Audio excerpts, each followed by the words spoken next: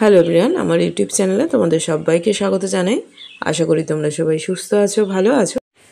Class 7 তোমাদের বাংলার শঙ্খ ঘোষের লেখা দিন ফুরলো কবিতাটি আজকে আমি আলোচনা করতে চলেছি। দিন ফুরলো কবিতায় কবি শঙ্খ ঘোষ ছোটদের মনের কথাগুলোকে একদম সহজভাবে কিন্তু ফুটিয়ে তুলেছেন। ছোটদের কাছে আসলে পৃথিবীটা একটা খেলাঘর।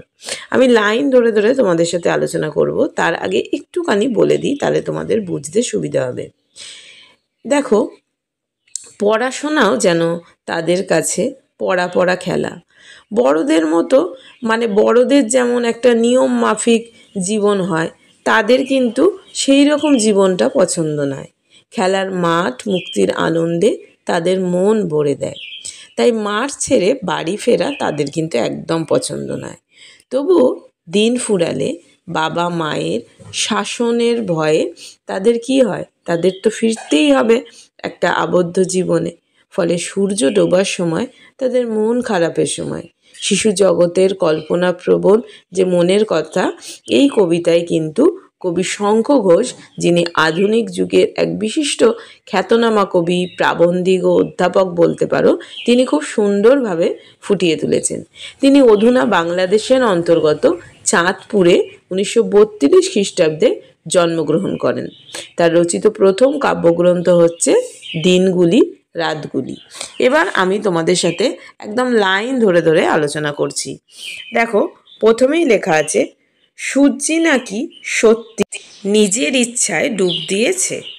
সন্ধে হলো দুচ্ছাই, আকাশ জুড়ে এক্ষুনি এক ঈশ্বর চমকে দেবেন লক্ষ রঙের দৃশ্যে।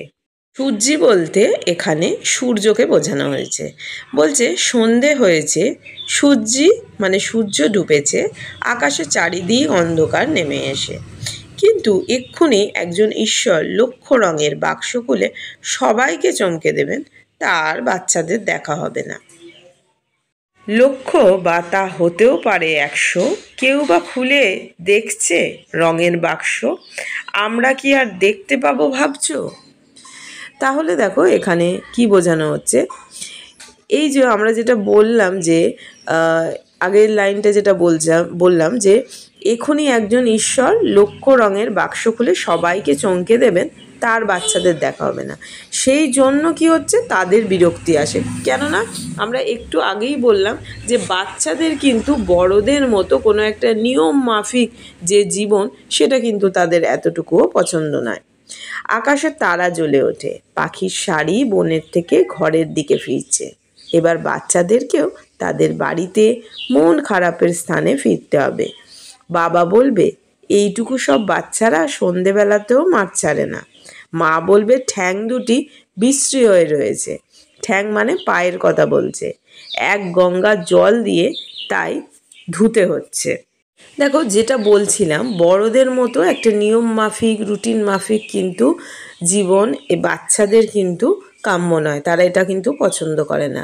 বিকালের সময়টার জন্য তারা কিন্তু খুব একটা কি বলবো অপেক্ষা করে থাকে বিকালের সময়টার জন্য, যে তারা বিকাল হলেই কি হয়, সাধারণত বাচ্চারা খেলাধুলা করে, খেলতে বেরোয়, এই সময়টা কিন্তু তাদের কাছে সব থেকে ভালো লাগার। এবার বিকালের সেই সময়টা যখন কেটে যায়, সূর্য ডুবে যায়, তখন কি হয়, তখন তাদের বিরক্তি লাগে। কেননা সন্ধে হলেই কি হবে, যে কোনো ঈশ্বর আকাশপটে লক্ষ রঙের যে দৃশ্য সেটা তৈরি করে দেন। কৌতূহলী শিশু মন ভাবে সেই দৃশ্য লক্ষ না হয় তা 100 হতে পারে, কিন্তু মিলিয়ে দেখার সময় তাদের নেই। তাদের যে বাবা মা, তাদের কি অভিভাবকদের কঠোর অনুশাসনে তাদের জীবন বাঁধা। কেননা সন্ধে হয়ে গেলে ঘরে তো ফিরতেই হবে, দিন শেষে তো আঁধার নামা শুরু হয়। পাখির শাড়ি যেমন ধানের ক্ষেত ফেলে কি করে বাসায় ফেরে, বাচ্চাদেরও কি করতে হবে, তেমন মাঠ থেকে নিজের ঘরে ফিরতে হবে, নইলে বাবা মার কাছে বকা খাবে। প্রকৃতির যে উদার উন্মুক্ত কোল ছেড়ে চার দেয়ালের গণ্ডির একটা আবদ্ধ, সেটা কিন্তু তাদের ভালো লাগে না। সেই জন্য তাদের মন কিন্তু খুব খারাপ হয়ে যায়। তাদের এই যে মন খারাপ হচ্ছে, তাদের এই ঘড়ি ধরে চলা, নিয়ম মেনে চলা, এইগুলো কিন্তু তাদের একদমই পছন্দ না, তাদের মন চায় না। কিন্তু বাড়ি ফিরতে সামান্য দেরি হলে কপালে জোটে কি, বাবার বকুনি, ধুলো মাখা হাত পা দেখে বলবে ঠ্যাং দুটো বিশ্রী হয়ে রয়েছে এক গঙ্গা জল দিয়ে, তাই ধুতে হয়। তাহলে সারা দিনের খেলা আর আনন্দের পর তাদের নিজেদের মন খারাপের জগতে কিন্তু ফিরতেই হবে।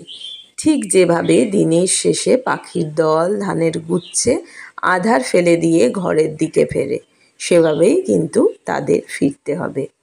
তো আজকে দিন ফুরালোর বিষয়বস্তু এটাই ছিল। নেক্সট আমি তোমাদের সাথে এর কোশ্চেন অ্যান্সারগুলো শেয়ার করব। Thanks for watching. টাটা।